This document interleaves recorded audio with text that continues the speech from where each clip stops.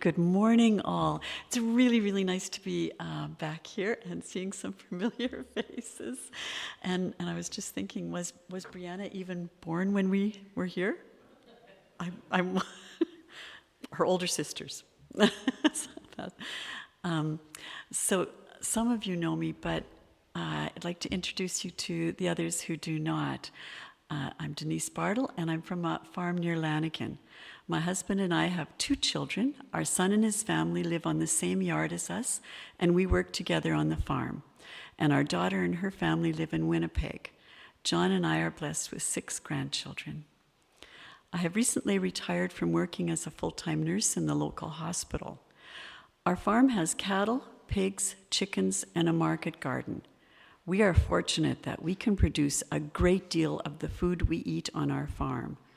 Others in the world are not able to do that for their children and grandchildren. Because of natural disasters, climate change, or war, people are going hungry.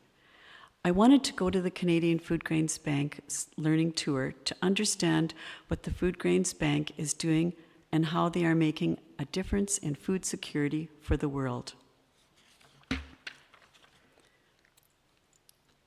Do I just press? What do I press? Just right there.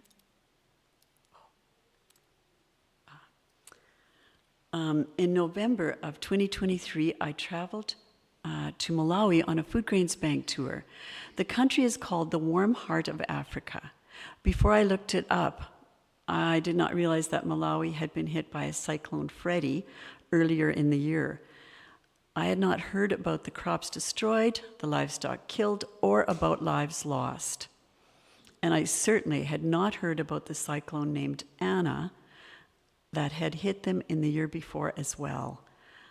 I see how climate change affects us, and in going on this tour, we saw how it was affecting others in the world. We saw what food security looks like for others and how we need food equality for all. When we support the Canadian Foodgrains Bank, we can step towards that equality.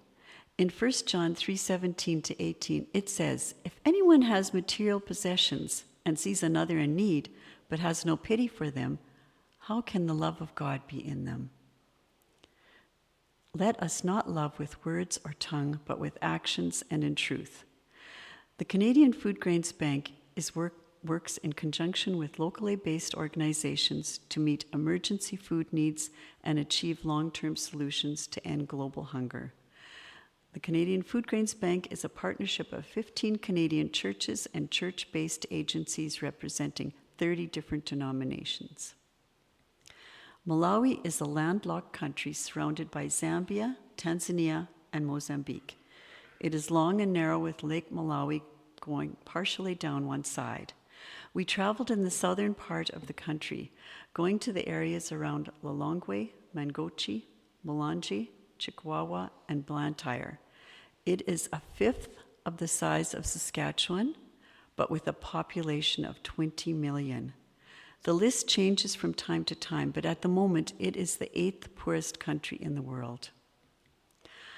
11 of us traveled together, and we're from across Canada. 2 of the group were the tour leaders. Here we are with our driver, Moses, and you can see the van that he drove in the background. The morning after we arrived, we headed to our first project, the Children of Blessing Trust that Canadian Foodgrains Bank is assisting to fund along with emergency relief and development overseas. It is a 3-year nutrition program for children with special needs as well as pregnant and nursing mothers. The program is for children with disabilities ranging from Down syndrome to behavioral issues, as well as those who are blind, deaf, and other conditions. This is the front of one of their buildings. This is the side of the building where the stoves are that the house uses. Inside, we saw physiotherapists working on mobility issues with some of the children. This is the nurse that works inside the second house that Children of Blessing Trust uses to work in. The head of the organization is Kathy. She's in the blue on the right. The Canadian Foodgrains Bank rarely does the projects themselves, but partners with other organizations to do the work. At the Children of Blessing Trust, the Canadian Foodgrains Bank provides money for a nutrition program. The women gave a demonstration of food on making food for their children. Here you see the mothers working with soybeans. They are at the first step of the process to extract milk. They grind the beans into a paste and squeeze the liquid out. Then the mash is pressed through a sieve. The milk will be given to the children along with porridge. Some of the mash was mixed with vegetables and spices, then cooked in oil. We assisted in the process. Some pounded and pressed. Here I am stirring the porridge. I didn't strain myself. They did all the work. For the demonstration, the mothers also cooked for us, their visitors, and for themselves. This is Pamela, one of our Canadian Foodgrains Bank tour leaders, holding a basket of dried fish. They don't have fish as a rule in this place. This was a special meal because this was a demonstration for us and so that they could serve us as well. This is a plate of the lunch. The white mixture is sima, which is cooked corn flour and water. It's rolled into a ball with your fingers and used to scoop up the vegetables and meat. In general, sima is the largest part of their diet because protein and other vegetables are expensive. The mothers were feeding their children. They carry them on their backs, sometimes traveling many hours to get to the physiotherapy.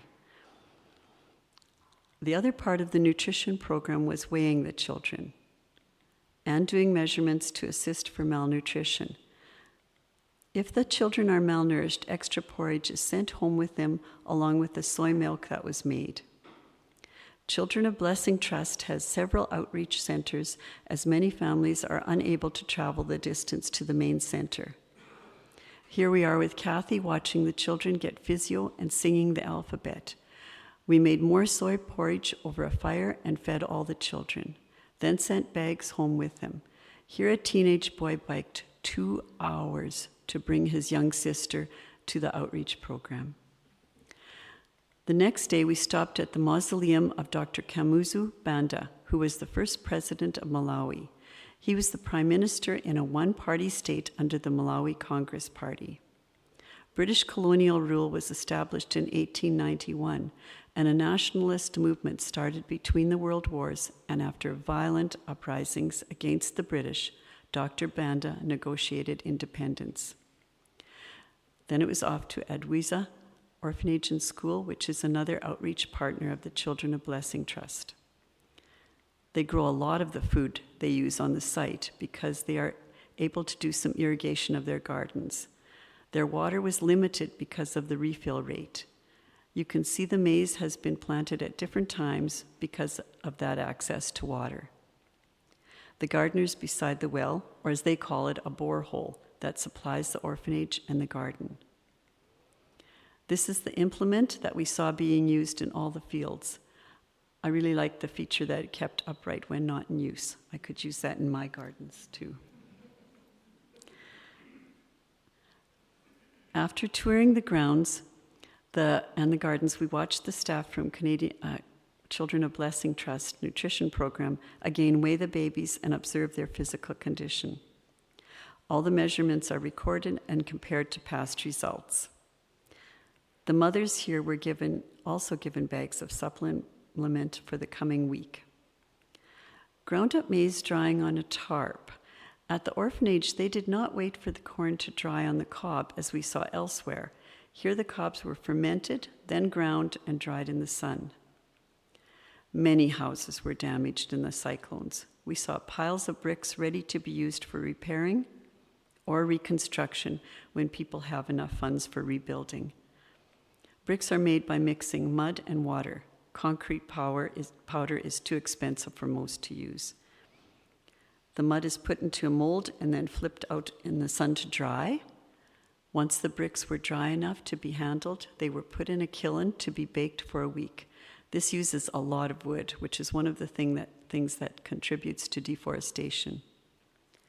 This is typical of the houses that we saw in the rural areas. Mud brick with either a thatch roof that had a layer of plastic placed on first or metal. As we traveled, we saw very few cars. There were some motorbikes, but mostly bicycles. Lots of bikes, with one person or as taxis or carrying goods. But a lot of people walked, many carrying goods on their heads. We traveled to Mangochi, to the south end of Lake Malawi, which is huge, and it was beautiful. There's a lot of commercial fishing on the lake. Here's one of the fishing boats that was made out of a log, and we saw those out on the lake. This is chamba, or tilapia. It was cooked everywhere, sliced open and cleaned, but with all the bones left in, and it was delicious. The second Foodgrains Bank project that we visited was an agricultural one that was led by the Salvation Army Church of Malawi. We received a warm and enthusiastic welcome from the farm families. We were told that chemical fertilizers were expensive and do not benefit the soil in the long term, so they are teaching the farmers to use what is available and create compost. The compost is made from a combination of maize stalks, manure, green plant material, and dry wood shavings.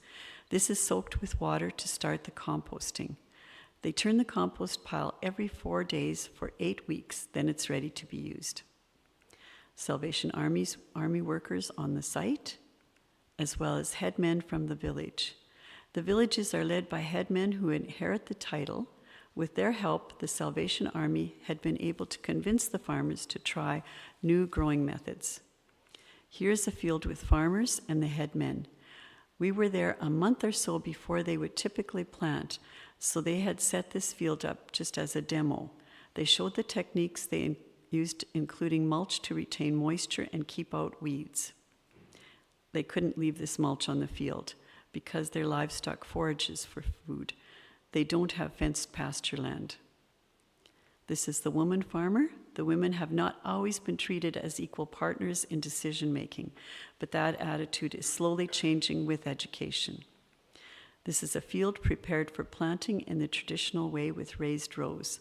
This is not as effective for higher yields as the low-till methods that are needed to learn because of the change in climate. Pamela is beside some fencing that is being built. Here's the finished product.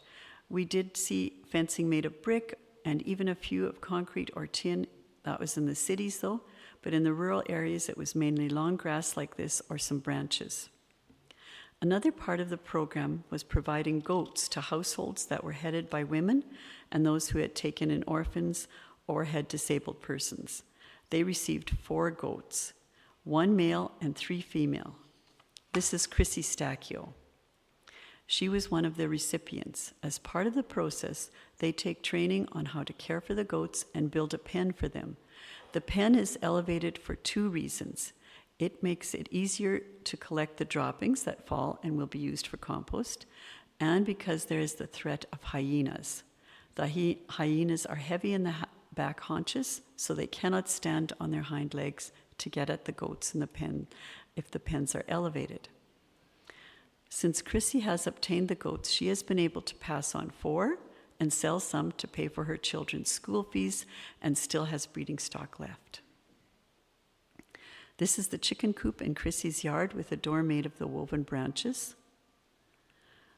The third part of the project is a lending co-op. 18 groups of 20 to 25 members received financial training and individual bank books. These are some of the members. They are mostly women. Here they are giving a demonstration of a meeting. The groups bought shares and then gave out loans. When the loans are paid back, the profit from the interest is paid out to the shares. Those wanting a loan present a business plan, which can be anything from buying a large bag of laundry detergent and packaging it in affordable amounts to setting up a small hairdressing business. The Canadian Foodgrains Bank in front of the Salvation Army with ministers. A minister and his wife in front of their house beside the church.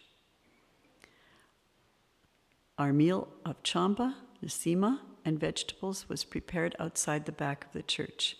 There was a sink inside and a small counter, but no other kitchen facilities.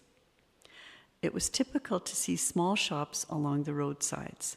There are not a lot of jobs for people in Malawi, as there is not a lot of natural resources or industry, And because the government does not have funds for many government jobs, the people do what they can to make money.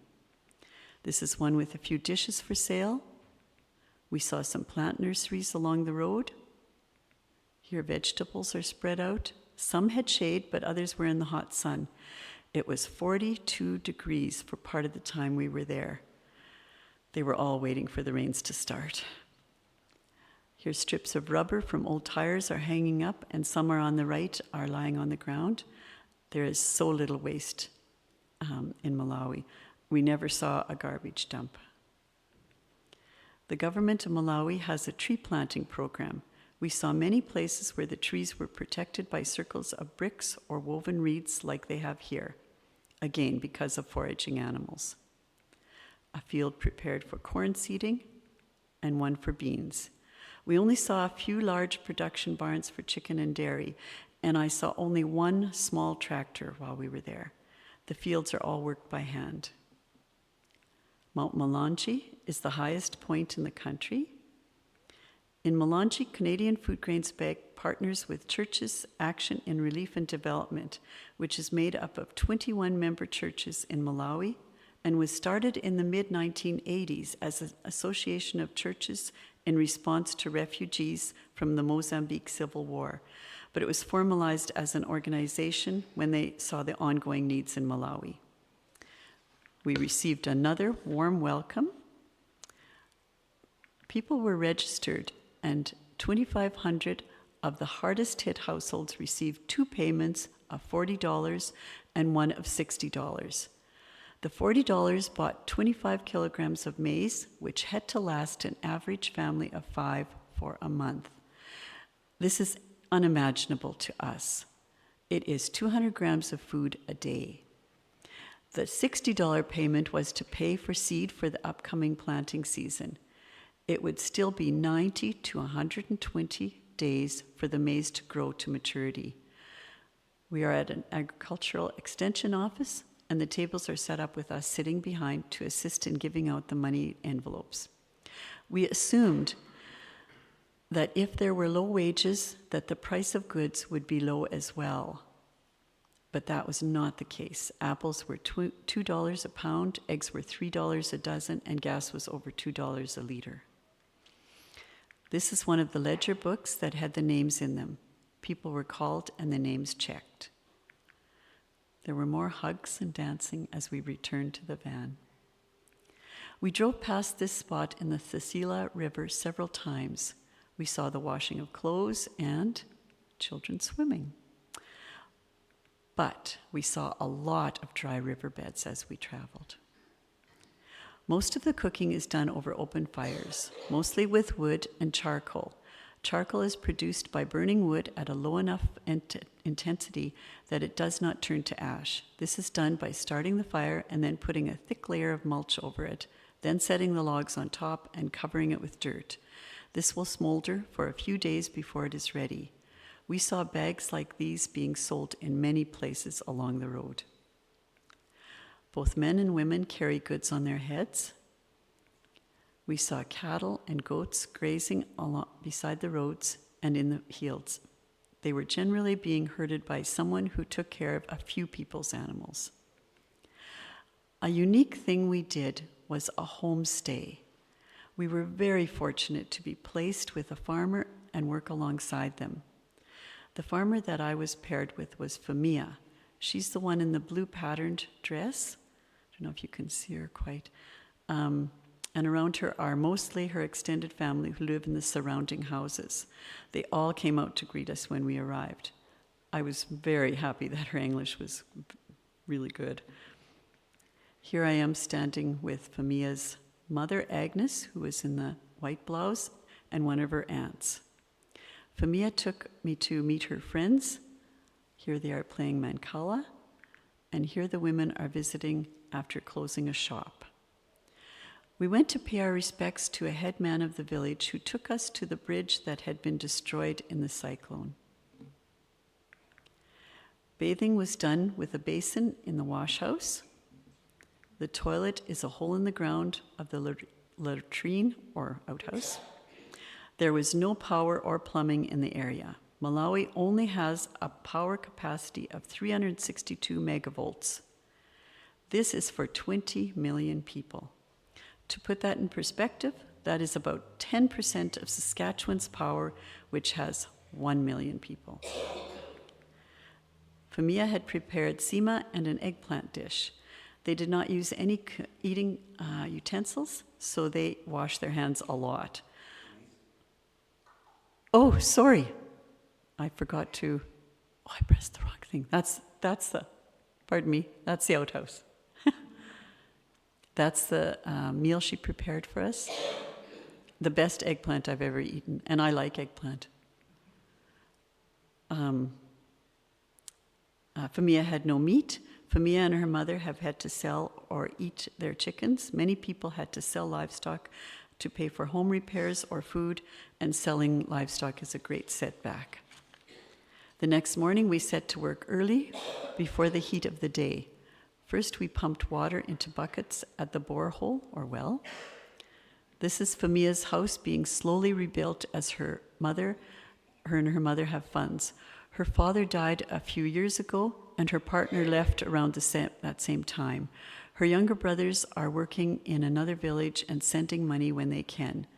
The work is going slowly, and they pray that there will not be another cyclone. This house is owned by one of her aunts who is working in the city, and they are living in it temporarily. The children followed us everywhere. We went to forage for twigs. You can see we pushed them into the flame to make our breakfast. We put the fire out as soon as the food was cooked. Famia fried peanuts, or ground nuts, she called them, then potatoes in the oil. After that, we made porridge. After eating, we went to her fields to work to prepare them for seeding, along with her son Edgar. Famia and her son Edgar, Mother Agnes, and Grandmother Grace. After a while, the children started playing some circle games. I thought I became boring. Famia told me that she said, they have never seen someone like you. And I said, an old white lady? And she said, no, a white person. And I said, oh, you mean other than in a book or a picture? She said, no, never in their small place. Famia was receiving her family's transfer payment that morning.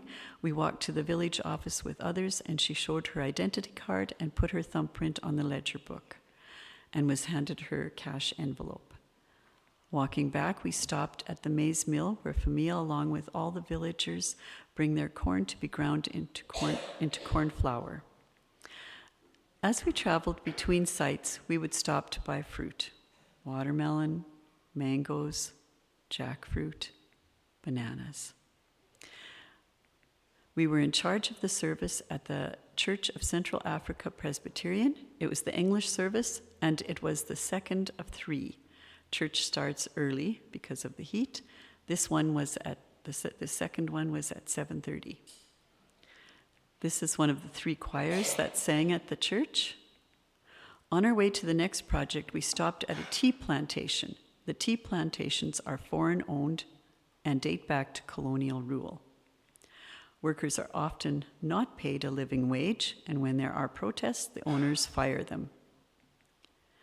The head of the project in Chikwa was the Brethren in Christ Church, Compassionate and Development Services.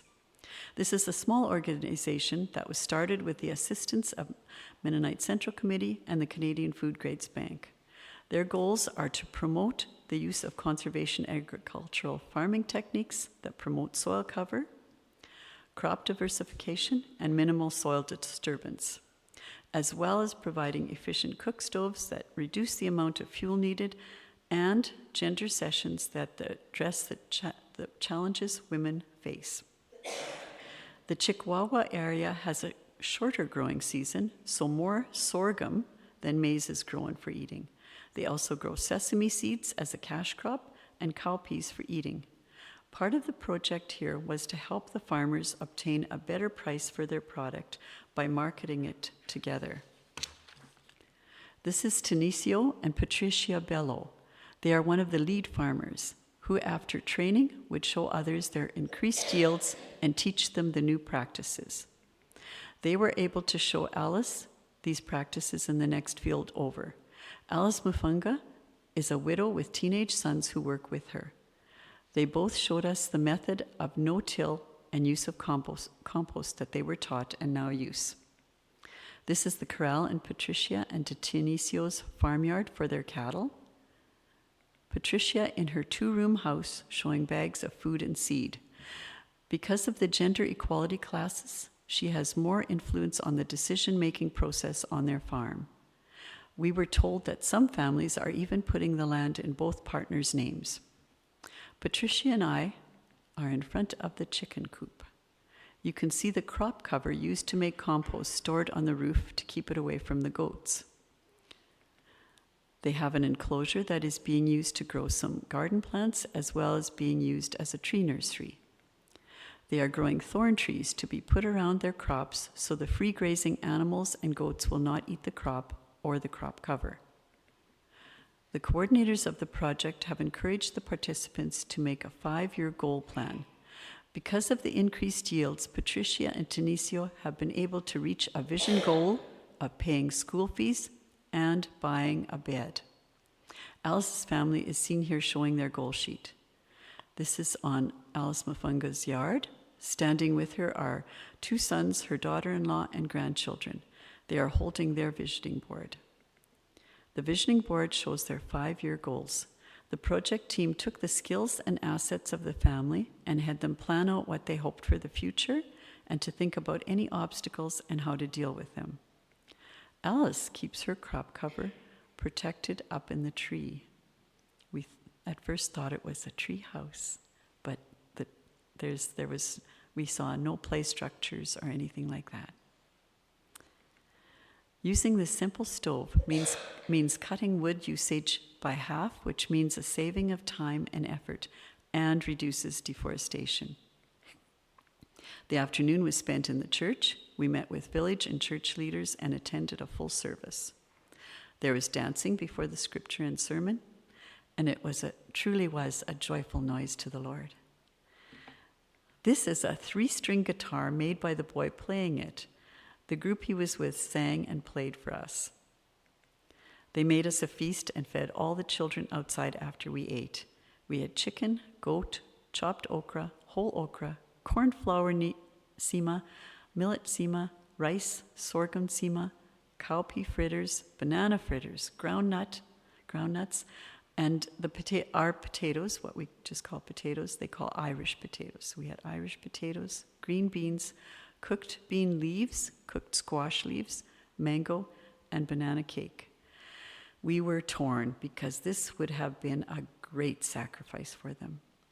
But we did not want to insult their hospitality. Here's a market on the street, some street food. You can see the clothing on tarps. These are called bend-over markets. Bales of excess or reject clothing comes from North America, and they are spread out for resale, and they bend over to choose their clothing. This is a furniture maker and fish for sale.